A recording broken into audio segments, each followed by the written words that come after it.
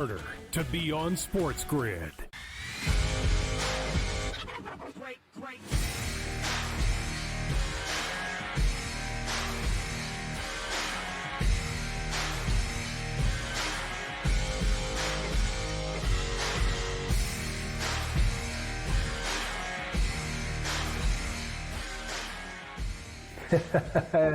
Hey, what's up, everybody, and welcome in. This is FST, Fantasy Sports Today. My name is Matt, his name is Joe, and we are jam-packed with information and insight, so we're going to get right to it. Before we do, at SportsGrid and at SportsGrid TV, those are the social media handles. If you're new to the show or perhaps you've lapsed, you're going to thank me for that, because Joe Pisapia is the author of the Fantasy Black Book series. We are talking everything baseball, football. You're going to want it all in the palm of your hand. That's the way you do it. Joe, with that said, let's get going. How are you, my man? Always good to see you. Top of the morning to you, Matt Striker. Right. What a fun day yesterday on a wagering network with the Kentucky Derby finish. That was a good time. Lots going on here, but we're going to bring it back to baseball today. And in an hour or two, we will have some football, because I know a lot of those dynasty rookie drafts are starting up too, so expectations for certain players in 2024, something we really have to start diving into. Obviously, dynasty is a huge part of our fantasy football community, but also those redraft leagues too. Some of these rookies are going to be very impactful, and some overdrafted, some underdrafted. We're going to talk about those guys in hour two, but we got to start, unfortunately, with the bad news. It's Major League Baseball, so we got to start with an injury, right? This week, the biggest injury was to Mike Trout, and it's going to be another incomplete season for Mike Trout, and it hurts my soul. Earlier in the year, we were talking about the renaissance of Trout running again, looking like Mike Trout of old. The stats for Mike Trout were very good this year, but unfortunately, we got to a point, Matt, again, where now it's an MCL issue. Perhaps it's from the more running that he's been doing. I don't know if we want to equate that potentially as a negative, but if you look at the stats of Mike Trout, obviously, the 220 average aside, it's the 10 homers. It's the 6 stolen bases. It's the guy that was on a pace now for a 40-30 kind of season, which is the Mike Trout we used to love and revere. And now he's going to miss several weeks, if not several months. And it's a huge blow to the Angels. And it's unfortunate, because I also think there's an opportunity there where we even discuss maybe this is the year where the Angels smarten up and take advantage of the opportunity that they did not take advantage of last year with Shohei Ohtani, and actually deal Mike Trout perhaps to a team. I don't know, like the Orioles, it's got a million prospects and no room for them, and you can bring in Mike Trout. We get to watch Mike Trout in the playoffs. Well, that's still to be determined, I guess, here on our list of things that are going on. But another disappointing year for Mike Trout already, and it's only, May 5th. So happy Cinco de Mayo to you. I want to put the sombrero on you for a second and talk about Mike Trout, because it's another disappointing finish. Now, it doesn't hurt you as much as it did in years past, right? When you're spending a first or second round pick on Mike Trout. This is more like a fourth or fifth round pick. But at the same time, with the way he was delivering on the promise of that 50th overall player ranking, which is basically where he was consensus-wise, this is a huge disappointment, Matt. And last week you posed the question, would I rather Mike Trout? And right now I'm going to blank on the other person, but I remember my answer. Great. So it was Julio Rodriguez, and my answer was, somebody screenshotted me that trade that they made right before the injury. Okay, so then perhaps I should have been listening to and watching the show. You're right, because my answer was, Mike Trout has shown you over and over again what is going to happen. So with that said, if you were of the small percentage that believe, no, it's going to be different this time and I'm going to be ahead of the curve, I think it's time for some self-reflection. Do you do that often in your life? Are you always the person, when your GPS tells you to go this way, are you the person that goes, no, I know the better way, and then you end up adding 6 to 12 minutes to your trip? This is a great time for self-reflection. It's also a great time to think about the psychology of baseball, wagering on it, and fantasy as far as DFS and season long goes. There's a psychology to something like Mike Trout. The air has come out of that entire image in your mind of the Angels on a wagering perspective.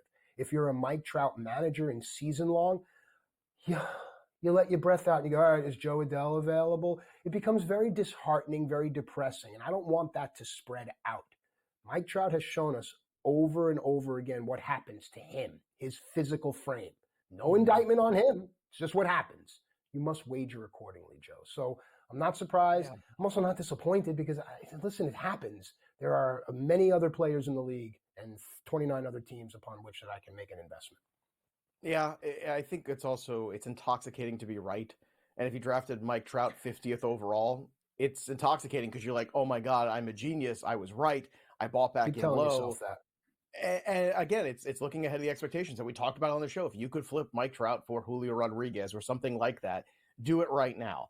So shout out to the listeners and watchers who made that tough decision. It's tough to trade a player who's doing very well, but you have to look at the track record of what's been going on and realize the chances of it continuing are going to be very slim. Unfortunately, we're going to put that behind us, though. I think that's it's just sad because he's such a great player, and I'd love to see him actually in the playoffs. More injuries, though. Right. Nolan Jones goes to the IL, so that's an unfortunate set of news. We're going to get a little bit more from some youth in Colorado. We're going to talk more about how we're going to fill that open spot in our lineups. Christian Scott made his debut for the Mets yesterday, and it was a very good one. Pitched into the 7th inning, 6 strikeouts, 1 earned run. All of a sudden, Jose Butto, Christian Scott. The Mets all of a sudden have pitchers. I don't know how this happened. Well, Luis Severino's been good. I'm not sure how that happened. But Matt, Kodai Senga's not far away from returning as well. I'm going to ask this question, and it feels weird me even asking it. Is the Mets rotation good? Easy now there, big fella. Easy. I bit off more than I could chew already at the top of the show. What this does show us, though, is honestly that true diversity will come if you just go for the talent. The Mets spent the entire economy of a small nation on names like DeGrom and Scherzer and the sort, and then had to backtrack off the mistake. Again, we're setting up a theme here. When you lead into a room with your chest and you have an ego, I promise you the burst of the bubble is loud. Scott, Butto cost you nothing, and right now there are teams that would knock over your door to have this type of opportunity ahead of them. Remember, it's May. Everyone's thinking that April embodies an entire Major League season. It doesn't. If the Mets right this ship, Senga comes back and anchors this thing, and they can find a way, you're going to find yourself in the middle of June and July, Mets fans, and then you're going to start to glean and look over at one another and go, okay, can we get excited now? But just temper expectations, but think about it. Overall, it's a wagering network. Be smart. Joe. Correction, we didn't spend that on DeGrom. We let DeGrom walk. We made one good decision. Right. It was Verlander and Scherzer, guys who are, about as old as us pitching in the major league. So still not a great decision. A great decision would be to bring Paul Skeens up. He's been unbelievably dominant. Another great start. We're going to talk more about him in the next segment to come here because it seems like today's start might be his last in AAA, and that is going to be a very exciting thing for baseball fans, for Pirates fans, for people in fantasy as well. Also, back to the injury front, unfortunately, Trey Turner is going to be out missing some time here for a few weeks, so that is a huge bummer for the Phillies. Now, how do you fill this spot? It's a tough one. You can go look at guys like Willie Castro's out there for the Minnesota Twins, maybe a Rocchio who's not the ideal fit necessarily, Josh Smith. But I think Junior Caminero, who's another guy we're going to mention in Down on the Farm when we come back, who we've been talking about since before the season started, that could be your guy to replace Turner. Now, I do think Caminero is going to get the call pretty soon. We're going to talk more about that in a second, but that is something to keep in mind where maybe it's not the guy on the waiver wire right now. Maybe it's a guy in the minor leagues, and Elvis Martinez, who also qualifies at shortstop like Caminero does in most leagues. Look to the farm because you might need somebody for a week or two before these guys get called up. But the guys that are on the waiver wire at shortstop right now, they're not long-term solutions. They are week to 2 week solutions. You need somebody for plenty of weeks now that Turner is going to be missing significant time, Matt. Yeah, and then for those that want to just stay in-house, Edmundo Sosa is another name you can look at. But Joe is 100% right. But keep in mind, just put in shortstop. Even if the guy doesn't play there every day, if he qualifies for it. Vaughn Grissom is a guy that people might want to look at. Rafaela could be there as well. I'm looking here. Blaze Alexander as well as Martinez are available in a lot of leagues. So there are options, Joe. There are. Speaking of options, looks like the Padres wanted some more options on offense because Luis Ariz is now a Padre. Nobody saw this coming. Now Ariz was acquired from the Marlins, who are selling off early here. So that's a good time, I guess. Too bad Jesus Luzardo got hurt already. Otherwise, he'd be on the way out, too. But our own Craig Bush reporting it here from SportsGrid that Luis Ariz, now the new DH of the Padres. So there you have it. We'll be back with more Down on the Farm when we return right here on FS2.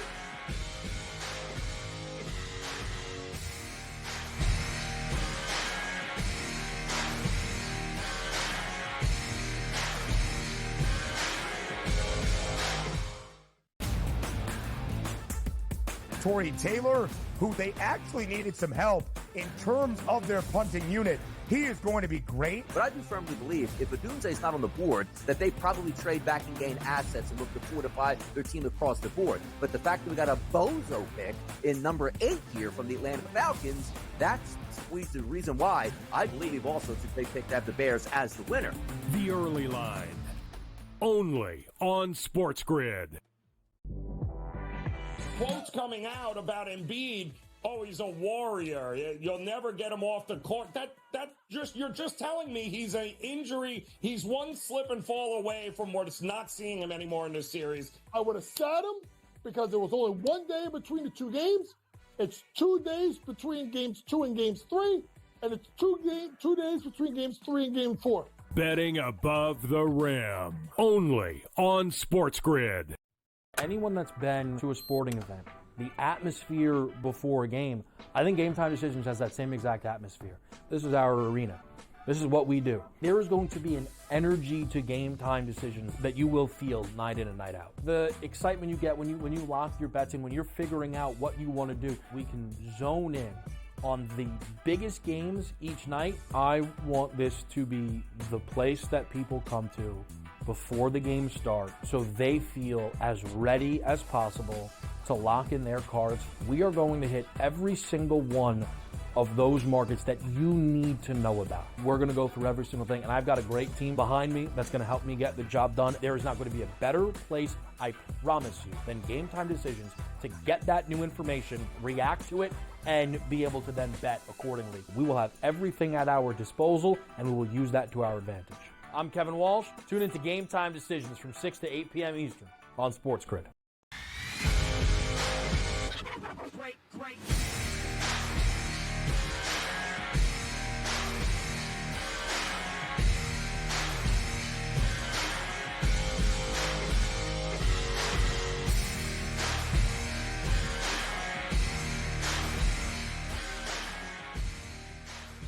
All right, welcome back into FST Fantasy Sports today. Matt and Joe with you here, already having a good time, breaking it down here, talking baseball and football. A lot of really good information. Don't sleep. Just because it's not even summertime yet doesn't mean that you cannot get ahead of the curve. And that's what we're doing here by going down on the farm.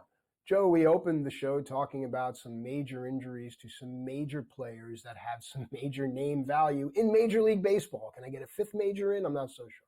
Anyway, Major Harris was a quarterback for West Virginia once. There you go.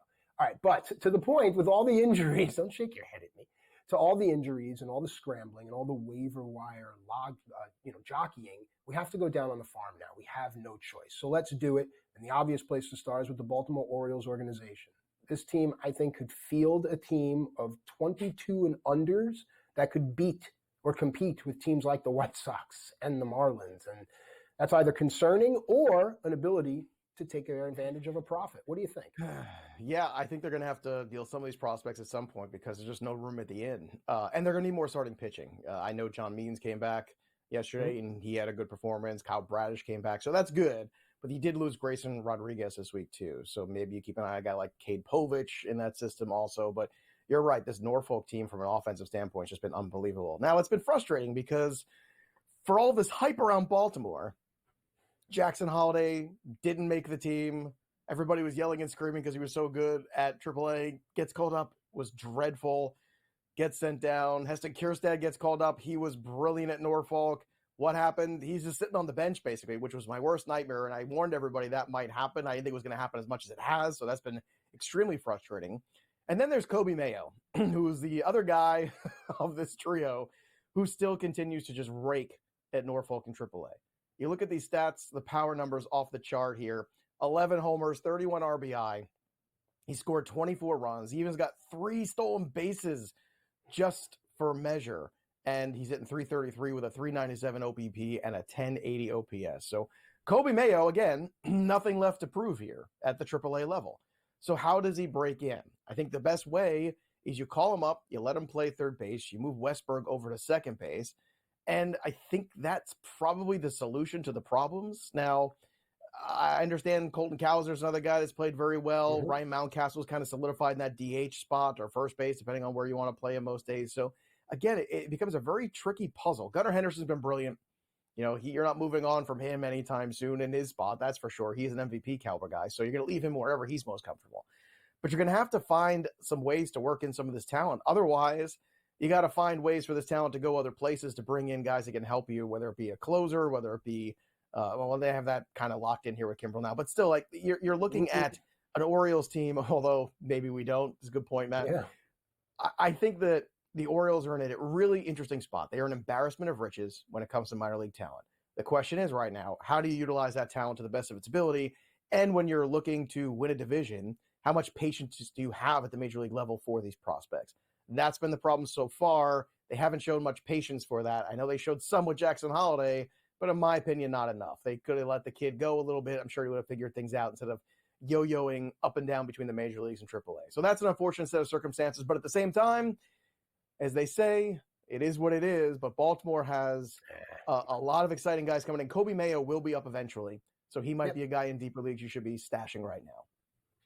So with regards to it is what it is, the guy that trained me for my pro wrestling career, Johnny Rods, always says it is what it is, it is what it is. He has a sign above his door that has that in his office. But as I've learned, as I've grown up, it is what it is a defeatist answer. Do not accept what it is, right? So then let's talk about it from you make it, Matt Striker. That's what I like to say. Much better thing to say over and over again that we start to believe the words we use. But from a season-long fantasy perspective, to me, Baltimore, things still have to shake out. It's very difficult to try to throw darts and say who's going to make it and who isn't. We can't play that game. We can't afford to play that game. From a DFS and a wagering perspective, that's a much different conversation because the profile of these players, as Joe says, should translate. But Joe, you taught me, looking at the AA numbers, tell you a lot in addition to the AAA numbers. Something's going on down there where guys aren't making the transition. And I, for one, don't want to keep making the mistake on some of these call-ups because now it's May. And as George Kurtz always says, he plays it by the polls. Memorial Day is around the corner. All right, teams in your league are going to be making trades. People are going to be dropping out. Joe says it, dynasty football's right here. People are going to stop paying attention. Got to take advantage of that, Joe. And I think Tampa is a good place to look for that advantage. Yeah, it is. Junior Caminero, with that Trey Turner injury especially, he's a guy you should be adding right now. Now, he was rostered and drafted in a lot of leagues, but then when he got hurt at AAA, people dropped him. He came back very quickly from that quad injury, and he has just been sensational for the last week. He has been unbelievable. He's a guy you must be rostering right now. You look at the numbers, 6 homers, 16 RBI, and 54 at-bats here for the Tampa Bay Rays at AAA.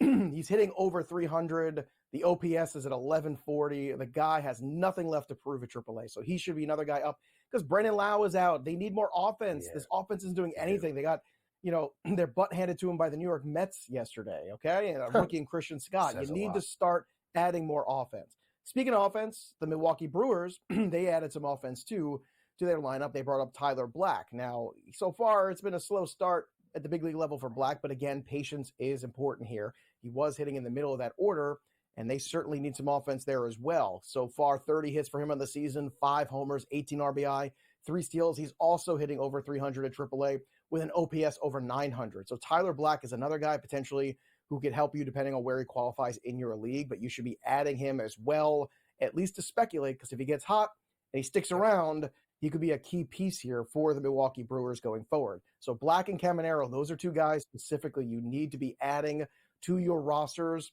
if they are still floating out on the waiver wire today. Last but not least, Paul Skeens slated to make his probably last start for AAA today, and he has been, I guess, dominant with a capital D. I mean, I don't know how else to say it at this point. He has been brilliant. 6 games, 23 innings, 41 strikeouts, a whip of .87, and an ERA, do not adjust your screens, .39. An unbelievable run at AAA for Paul Skeens. Talk about nothing left to prove. Nothing left to prove. Now the question is, how much is he going to have at the major league level for us? That is to be determined. Is it 100 innings? Is it 120 innings? We don't know for sure, but it's going to be a fun ride, and we cannot wait to see it at the major league level. Now, when we return, we're going to continue to look at Major League Baseball, but this time through the lens of wagering, and we return on FS3.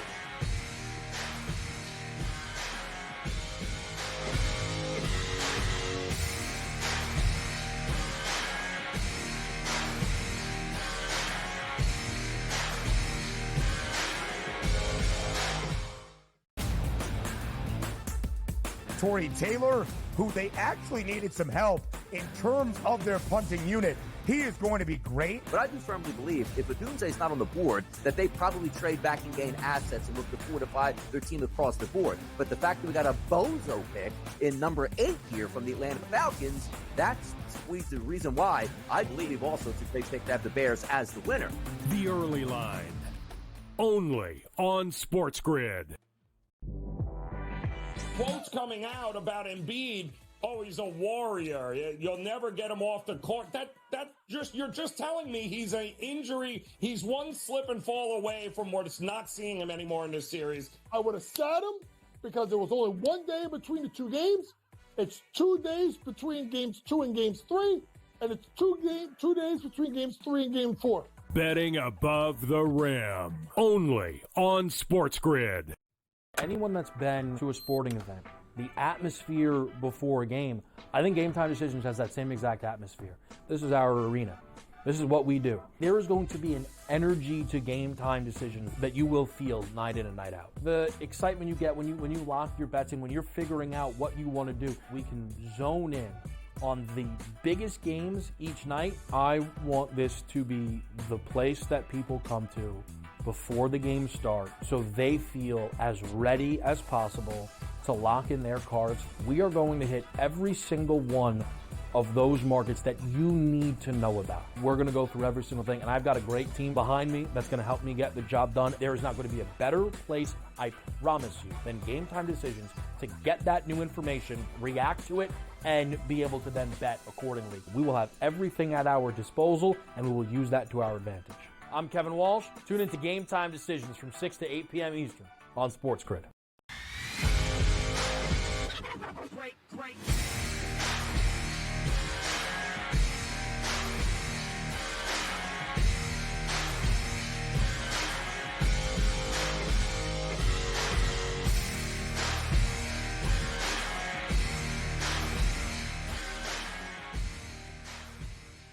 All right, everybody. Welcome back into FST Fantasy Sports today. Matt and Joe giving you everything you need in order to dominate. And as you know, it's been said that, failure to prepare is preparing to fail. I do believe that's Benjamin Franklin. It's never too soon to look ahead. In a little while, we're going to be taking a deep dive into some rookie football projections. But right now, we're staying with baseball. And the look ahead here is trying to get an inside track on some of the season-ending awards, Cy Young in particular. Now, Joe, in the Fantasy Black Book Series, you this year, and I think that to me it speaks volumes, this is a guy that puts out the book. How long has this book been around, Joe? Quite a while, right? Let's see. We're getting up to 13 seasons. 13 seasons this man has been putting out this book. But this season he decides to go back and personally write each and every pitcher review. And that's why I think this conversation is fantastic, because some of these numbers for AL Cy Young are interesting. Some of the long shots, that's what I want to hear from you. So let's go and let's start with some of the obvious. Tariq Skubal, Corbin Burns. Let's start there. Hey, the Black Book's going to high school next year. I mean, that's very exciting. There you go. Turn 14. Big deal. Let's start here with Cy Young, and obviously the favorites right now. Not a surprising group, but maybe just one that we look at and say, yeah, you know what? Maybe we should have bought in a little bit more. Tariq Skubal is actually at the top of the American League Cy Young board, and deservedly so. Last year, he was incredible over the final 100 innings that he did pitch. Now, that was the problem because he did not put in a complete season. So I think myself, like a lot of other people in the community, were a little bit worried about, okay, can this guy hold up here over 32 starts? Can he truly be the ace? And will the Tigers hold him back at all? Because, well, offensively, the Tigers tend to hold people back.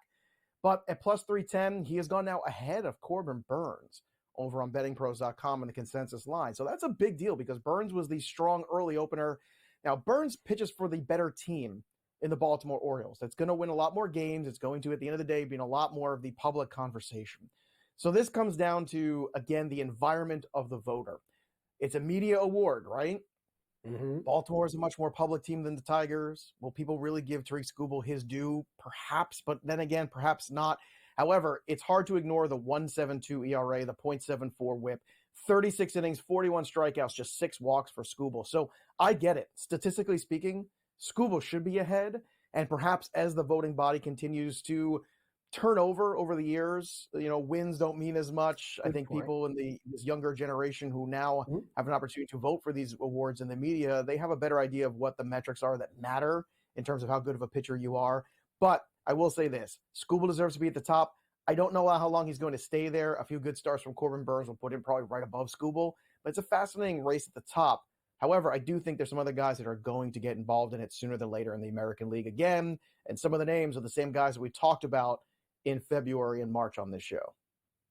Now, one thing I would like to interject is that Gerrit Cole is ramping up. And once Gerrit Cole comes back into this conversation, to Joe's point, the Yankees become the public team. Gerrit Cole becomes the apple of the eye of the voters, if you will. So keep that in mind. But there is some long shots too, Joe. There are. And the long shots are the two guys in Seattle. It's Luis Castillo. It's George Kirby.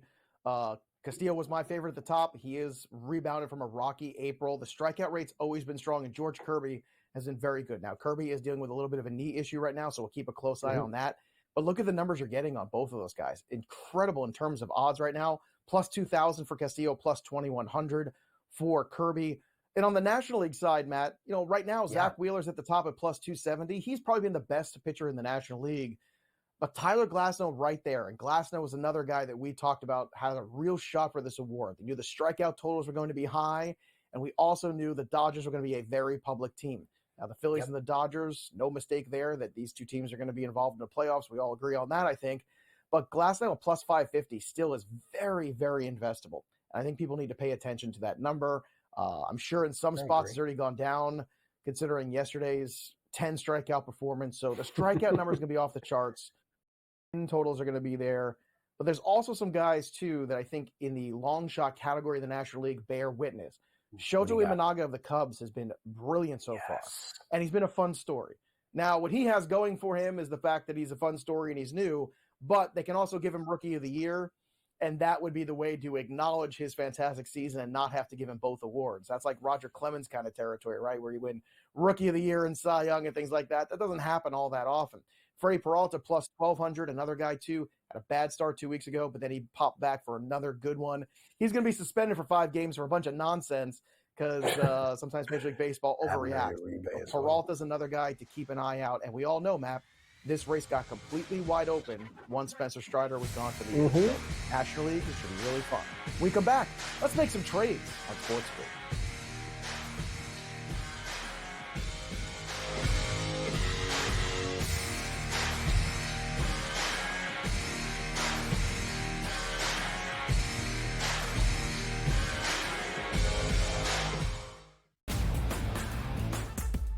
Torrey Taylor, who they actually needed some help in terms of their punting unit. He is going to be great. But I do firmly believe if Odunze's not on the board, that they probably trade back and gain assets and look to fortify their team across the board. But the fact that we got a bozo pick in number 8 here from the Atlanta Falcons, that's the reason why I believe also it's a great pick to have the Bears as the winner.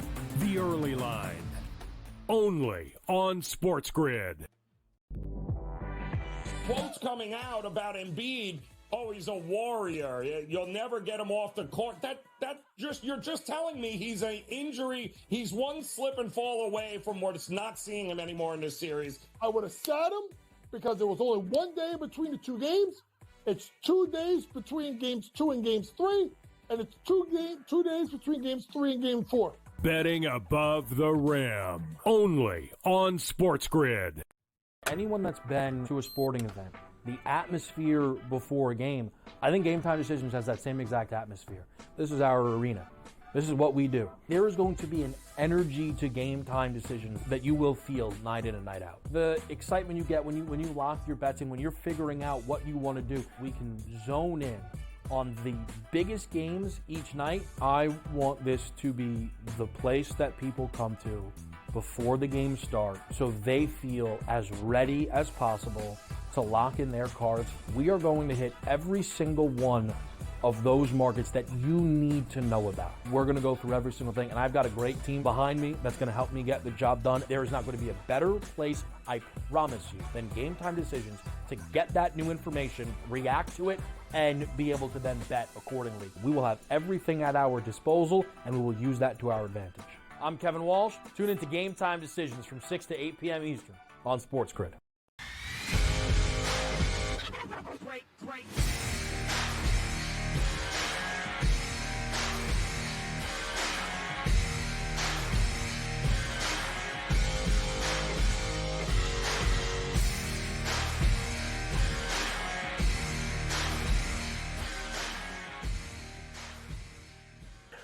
All right, folks, welcome back into FST Fantasy Sports today. Matt and Joe with you here. It's time for 3 Up and 3 Down, where we take a look at a handful of players that are doing well and a handful of players that are struggling. And then we talk about some options and some opportunities. Then it opens up conversations later on about trades.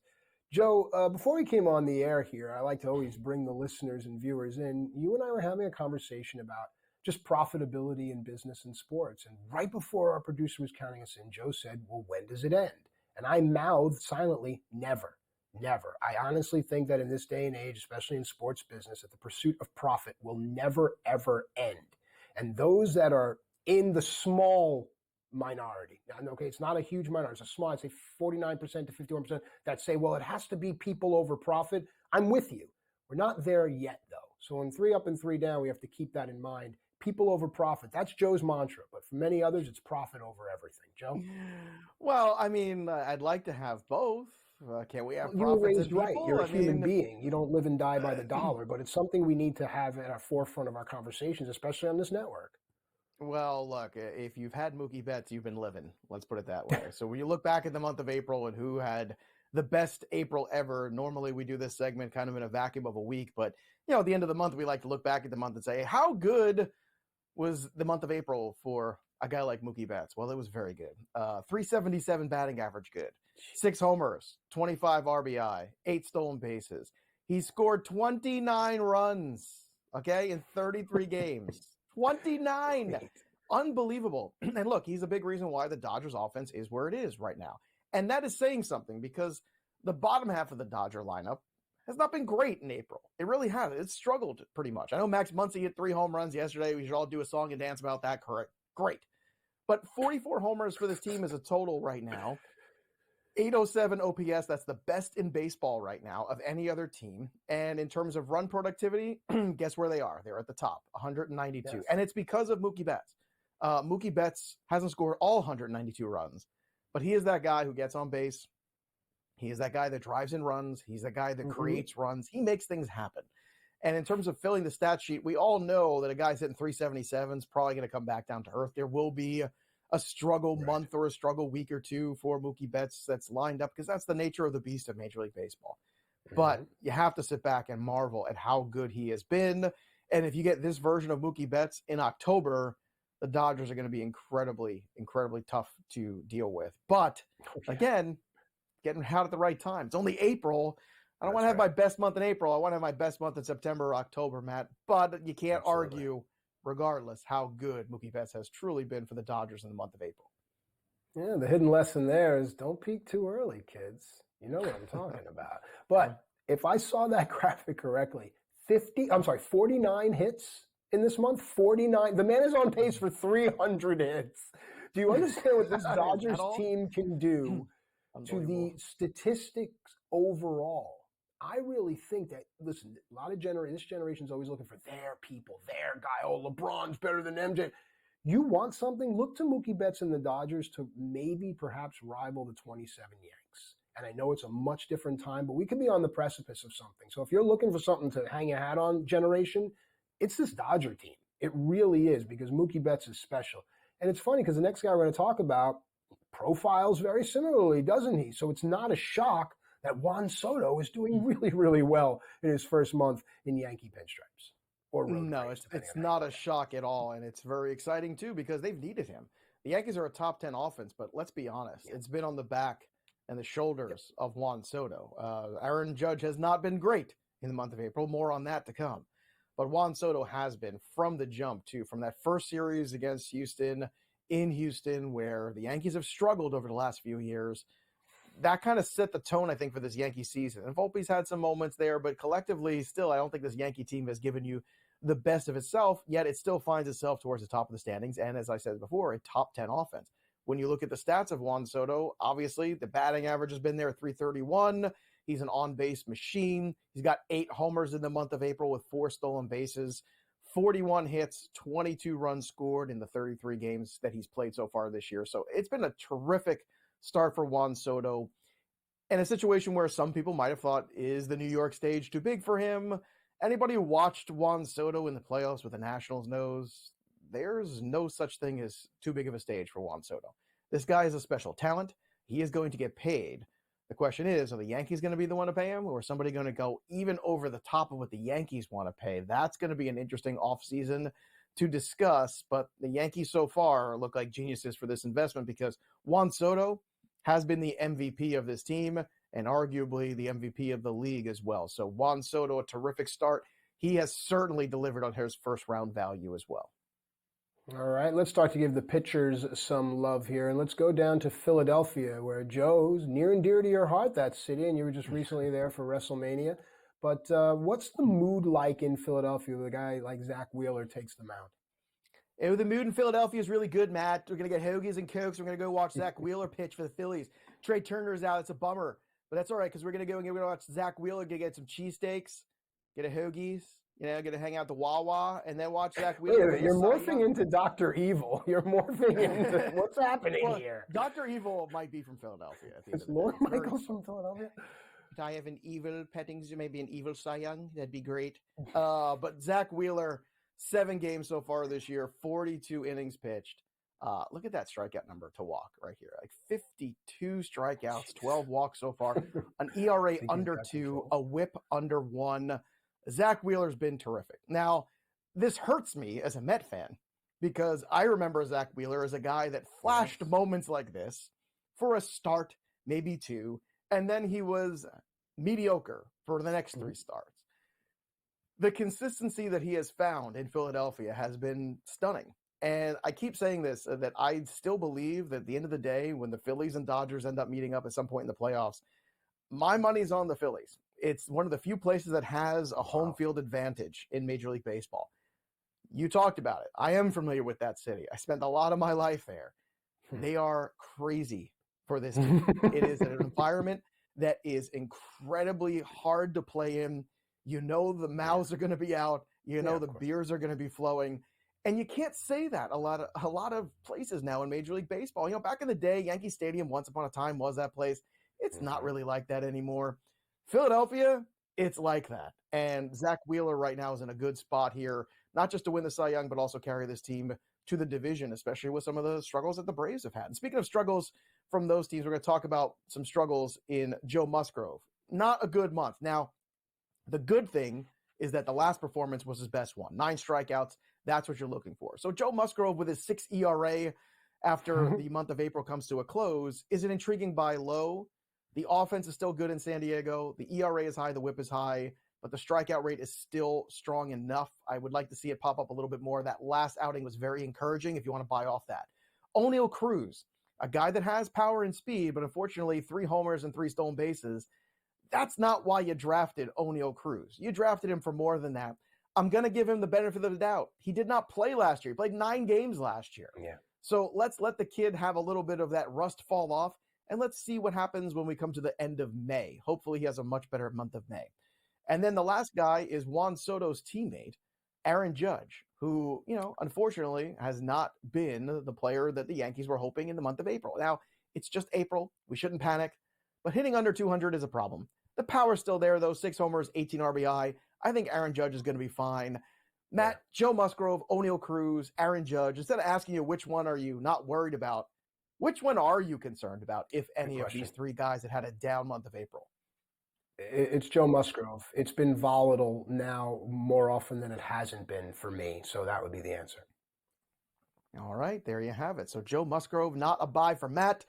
I will buy him. You know why? Because you can't have enough starting pitching. I mean, we lose starting pitchers every single day. We need to start one of those commercials with Sarah McLachlan where maybe we could sponsor some starting pitchers, maybe. I don't know. Something like that. Maybe a sad picture of Joe Musgrove crying in a corner. When we come back, the trade winds are blowing, I promised before, but we're going to get into it. The buy lows and sell highs right here on FSP.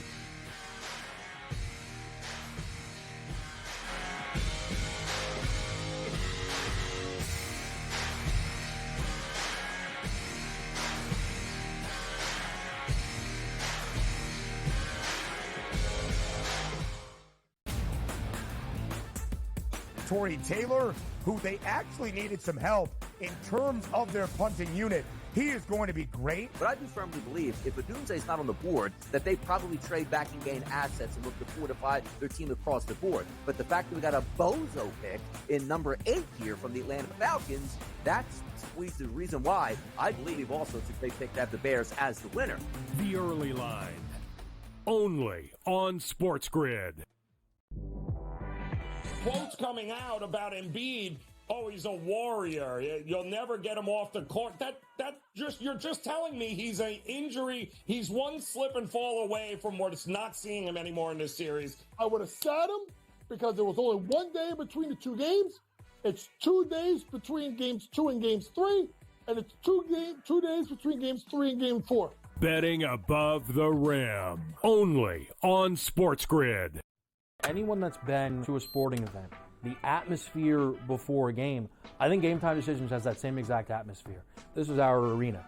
This is what we do. There is going to be an energy to Game Time Decisions that you will feel night in and night out. The excitement you get when you lock your bets in, when you're figuring out what you want to do, we can zone in on the biggest games each night. I want this to be the place that people come to before the games start so they feel as ready as possible to lock in their cards. We are going to hit every single one of those markets that you need to know about. We're going to go through every single thing, and I've got a great team behind me that's going to help me get the job done. There is not going to be a better place, I promise you, than Game Time Decisions to get that new information, react to it, and be able to then bet accordingly. We will have everything at our disposal, and we will use that to our advantage.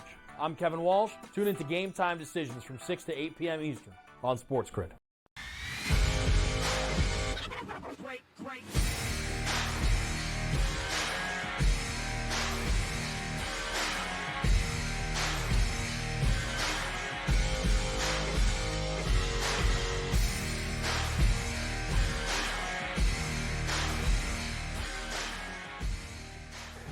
All right, welcome back in FST Fantasy Sports Today. Matt and Joe with you here, giving you everything you need in order to dominate. And Joe teased us. He let us know that it's time to talk trades. And I think that's something that everyone really loves, especially in season-long fantasy. And I know that in April you get a lot of trade offers, and sometimes you give out offers that get no reply at all. It's really kind and nice of you. You're raised well, whatever manager does that. But now that May has come along, and then soon it shall be, guess what, June, a lot of trades are going to be accepted and negotiated, even if you like to veto them in your league, which I do. So there's some buy low stuff that we can really talk about here. Now, Joe, I want to start in Arizona because I think a lot of people use recency bias the wrong way. And I think it can be evident here with what's going on with a certain player that had a huge draft capital, but not the return. First of all, why are you vetoing trades? No fantasy league should be vetoing trades ever, or vetoing trades if you play in Brooklyn. You should never be doing that. Hey, what are you doing? You can't make that trade. Don't do that. Trades are in the eyes of the beholder. If people make stupid trades or you think they're colluding, stop playing fantasy with them. There's lots of other friends you can make, okay? There's lots of other places you can find good quality people. Friends? No. That goes into meeting people and extending myself. No. I like my little. The devil you know is better than the devil you don't. I veto this trade. This is an I veto this segment. Striker. You don't have to be in the same room as anybody ever again. It's going to be a beautiful thing. But to Matt's point, yes, there are trades to be made, and probably one of the guys who's going to get traded the most in the month of April and May is Corbin Carroll, who has not quite delivered on top 5 draft capital, which is where he was going in drafts, which I thought was too high. Julio Rodriguez, Juan Soto, those are all players that I wanted to take ahead, and I know Julio struggled, but it's April. Julio struggles every single April. This is nothing new. Corbin Carroll, on the other hand, was a player that I thought might be a slump-proof kind of guy. But that has not been the case. He has been dropped to the 8th spot in the batting order, which, again, makes no sense to me. You're going to break a guy out of a slump by seeing less fastballs? I mean, what kind of stupid nonsense is this? And it is stupid nonsense. But it's also stupid how bad Corbin Carroll's numbers are. He's had 1 home run now. He still has 8 stolen bases, so at least he's helped you there. But he's hitting a $197 right now, only 13 runs. It's a bad situation. Corbin Carroll is a better player than this. He is chasing a little bit too much. He's a player that needs to get back to basics. And he's a player that needs to get back to the top of the batting order. And I can tell you right now, you can have this conversation when you draft somebody top 5 and they don't deliver, people start to panic by this period of time. Maybe not with an Aaron Judge, because Aaron Judge has that track record. Corbin Carroll had one great season, and it was a season that we were in love with going into last year. We were hyping him through the roof, and he delivered 25 homers. He had 76 RBI. He drove in 76 runs, and he also scored 116 runs, and not to mention 54 steals. So we know he's a better player than he's played. I'd be buying Corbin Carroll. He's been hitting balls harder lately, which is good. But again, get him back to the top of the batting order, Matt. Like hitting him 8th, that's not going to help anybody. It's not going to help the team. It's not going to help Corbin Carroll. It's just dumb. I don't know why we're doing this. It's April. Leave the guy alone. But if there's an opportunity to trade for him, I would do so right now. Yep, agree wholeheartedly, 100%. I mean, there's a situation in a league in which I'm in currently, an Alex Bregman manager has actually made a trade straight up Bregman for Carroll. And I did not veto that one, just so you know. You shouldn't veto any trade. You're going to ruin your league. But the point is, to Joe's point, there's only one season that we can look at for Corbin Carroll's track record. So if you're being offered certain players, ask yourself, what's this guy's back of his baseball card look like versus Corbin Carroll? Because there's going to come a point where you can no longer invest in hope. You can no longer invest in something that is not there. A bird in hand is worth two in a bush. I don't think we're there yet, Joe, but it's coming right around Memorial Day where people are going to have to make that tough decision. Next on this list, to me, the Braves overall, you can look at a guy like Matt Olson. Now, if you're a Matt Olson manager, are you trading Matt Olson? And if you are, what kind of deal, and let me know. Austin Riley is another player here that I think falls into that conversation, Joe. Yeah, I want to know how many birds are worth a Michael Bush. That's what we got to figure out here on the program. That's the trade value chart that is really weak. But yeah, you could trade me Matt Olson. You can also trade me Austin Riley. Austin Riley last year, in case you forgot, I just want to remind everybody, had 37 homers, 97 RBI, and scored 117 runs for the Braves. I know this year's been rough. He's only got 2 home runs, got 14 RBI, he's hitting 220. I get it. Like it's not been a good situation for Austin Riley. But the good news is we know he's a better player than this. So he will rebound from this bad month of April. If this was the month of June, nobody would care and nobody would be open to trading for Austin Riley. But because you have the panic that sets in early for a lot of fantasy managers, you take advantage of it. And Austin Riley's another guy, you take advantage of that fact. He is a much better player than this. And the one thing I will say, last year he did have 172 strikeouts. He still strikes out too much. That's a problem.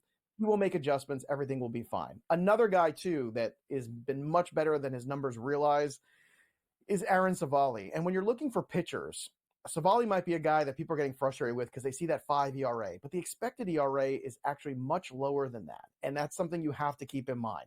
So far in the year, too, 34 strikeouts to just 9 walks, 32 innings. But we're talking about a guy right now where the expected ERA is in the high 3s, low 4 range.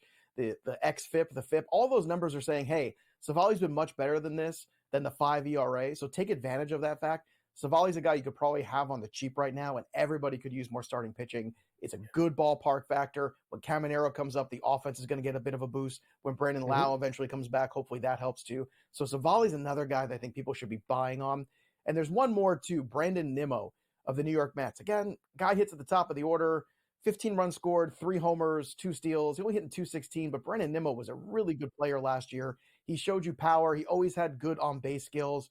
So Brandon Nimmo, another guy off to a slow start. I'm not worried about Brandon Nimmo, and he could be exactly what you need if you're trying to plug a hole, let's say, for a Mike Trout. You have Mike Trout for a while. I'm not saying Brandon Nimmo's Mike Trout, but can he get you a good month of April better than some guys on the waiver wire? Probably. So when you're looking at Nimmo and Savali, which one stands out to you, Matt, as a guy that you might be more interested to buy in? Well, you made the great point there with regards to if I'm a Trout manager, but you also say that you always need starting pitching. I've always liked Savali. He's only a few seasons removed from being the first guy to 14 wins when he was pitching with Cleveland. So I would take Savali, but you do bring up a good point about Nimmo. Yeah. When we come back here on the show, we're going to talk about some guys to get rid of. It's been a great month of April for these guys, but is it sustainable? Probably not. So, unlike the Mike Trout situation, we want you to listen to us this time and try to get rid of these guys before it's too late. What are the names? We'll tell you when we come back right after this.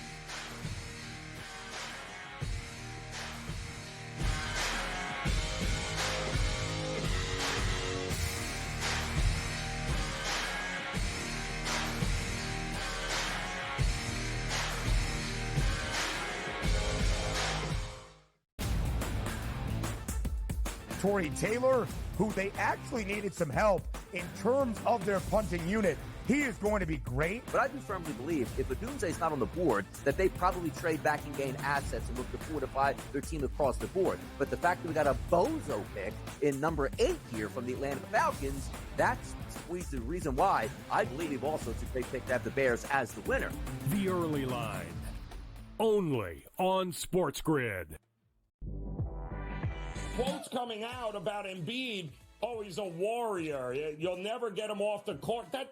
You're just telling me he's an injury. He's one slip and fall away from not seeing him anymore in this series. I would have sat him because there was only 1 day between the 2 games. It's 2 days between games 2 and games 3, and it's 2 days between games 3 and game 4. Betting above the rim. Only on SportsGrid. Anyone that's been to a sporting event, the atmosphere before a game, I think Game Time Decisions has that same exact atmosphere. This is our arena. This is what we do. There is going to be an energy to Game Time Decisions that you will feel night in and night out. The excitement you get when you lock your bets and when you're figuring out what you want to do, we can zone in on the biggest games each night. I want this to be the place that people come to before the games start so they feel as ready as possible to lock in their cards. We are going to hit every single one of those markets that you need to know about. We're going to go through every single thing, and I've got a great team behind me that's going to help me get the job done. There is not going to be a better place, I promise you, than Game Time Decisions to get that new information, react to it, and be able to then bet accordingly. We will have everything at our disposal, and we will use that to our advantage. I'm Kevin Walsh. Tune into Game Time Decisions from 6 to 8 p.m. Eastern on SportsGrid. Great.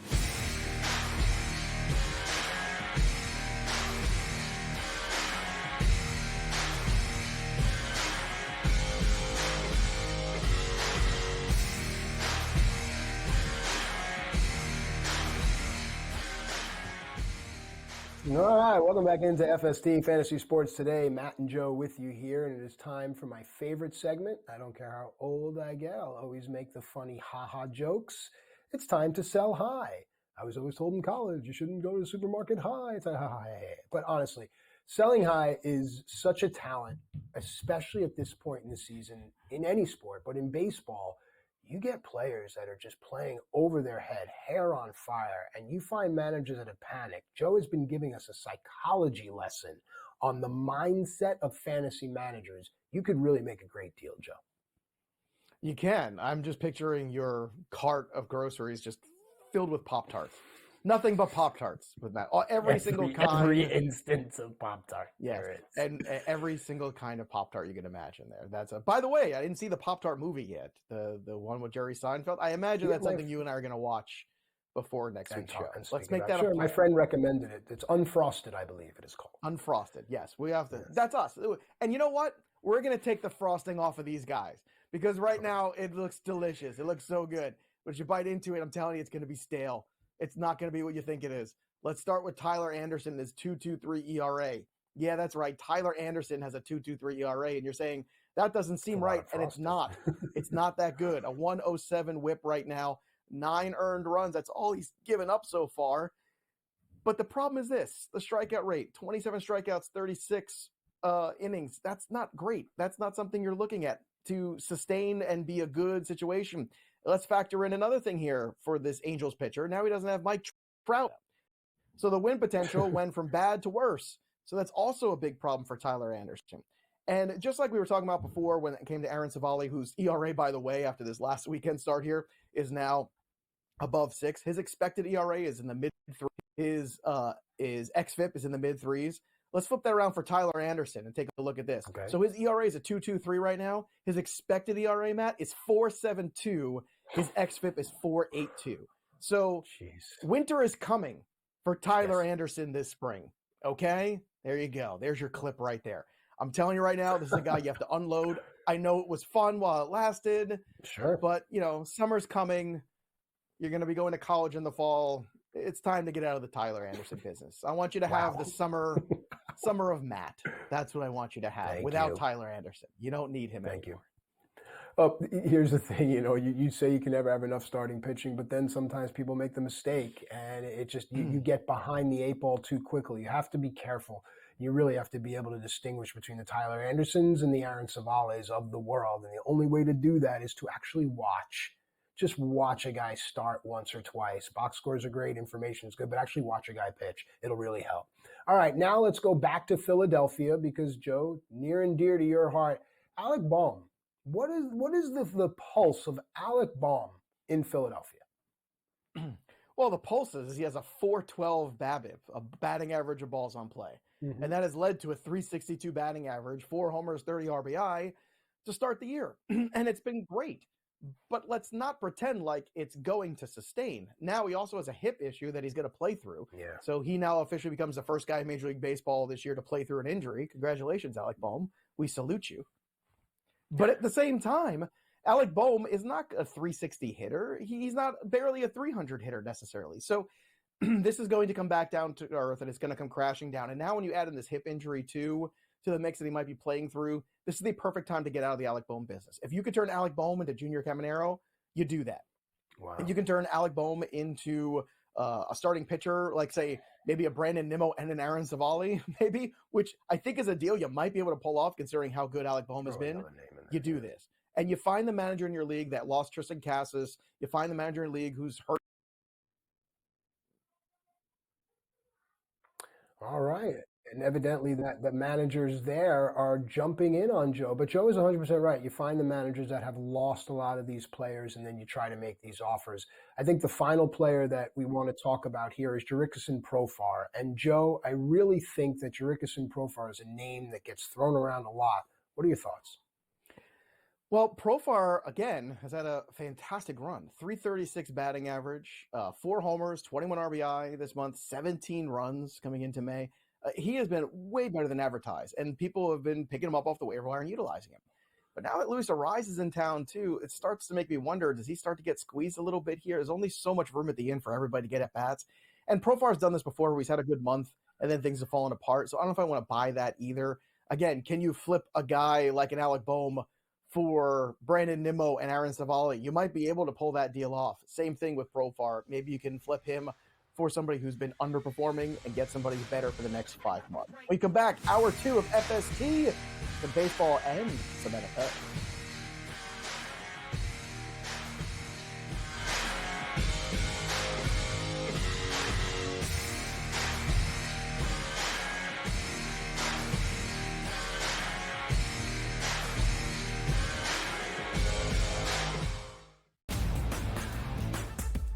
Tory Taylor, who they actually needed some help in terms of their punting unit. He is going to be great. But I do firmly believe if Odunze is not on the board, that they probably trade back and gain assets and look to fortify their team across the board. But the fact that we got a bozo pick in number 8 here from the Atlanta Falcons, that's the reason why I believe also it's a big pick to have the Bears as the winner. The Early Line, only on SportsGrid. Quotes coming out about Embiid. Oh, he's a warrior. You'll never get him off the court. You're just telling me he's an injury. He's one slip and fall away from not seeing him anymore in this series. I would have sat him because there was only 1 day between the 2 games. It's 2 days between games 2 and games 3, and it's 2 days between games 3 and game 4. Betting above the rim, only on SportsGrid. Anyone that's been to a sporting event, the atmosphere before a game, I think Game Time Decisions has that same exact atmosphere. This is our arena.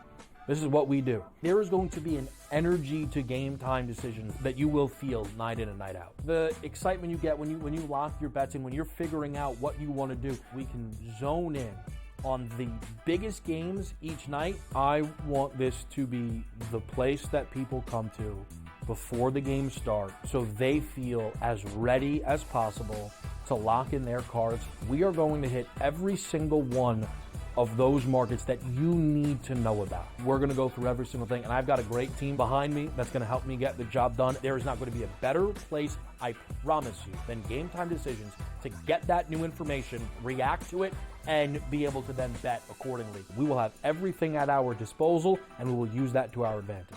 I'm Kevin Walsh.